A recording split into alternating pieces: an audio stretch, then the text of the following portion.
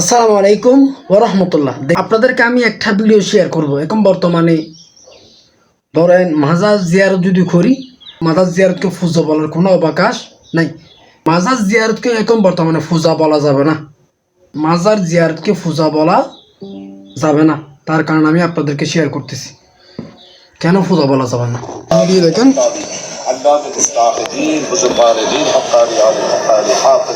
বিশেষ করে আল্লাহ জানার দরবারে দাঁড়িয়ে জিয়ারত করি। ইয়া আল্লাহ হযরত শাহ আব্দুল খালেক শাহ রহমাতুল্লাহ আলাই, ইয়া আল্লাহ তানেই ইয়া আল্লাহ শায়েক তান দরবার জিলে দায়িত্ব আছে ওখানে আসছি। আপনি নাম্মান কি আল্লাহ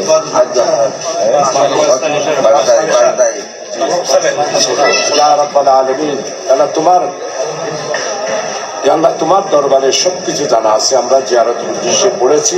আমাদের তাম জিয়ারতের সওয়াব, তেলাওয়াতের সওয়াব লক্ষ কোটি গুণে বাড়াই দিই আল্লাহ। আল্লাহ ওনাদের রুহে পাকের উপর বকশিশ তারা নিশ্চয়ই শুনছেন ইনারা জিয়ারত করতে আসছে, ঠিক আছে। সেজন্য এখন বর্তমানে জিয়ারতকে আমরা পুজো বলতে পারবো না।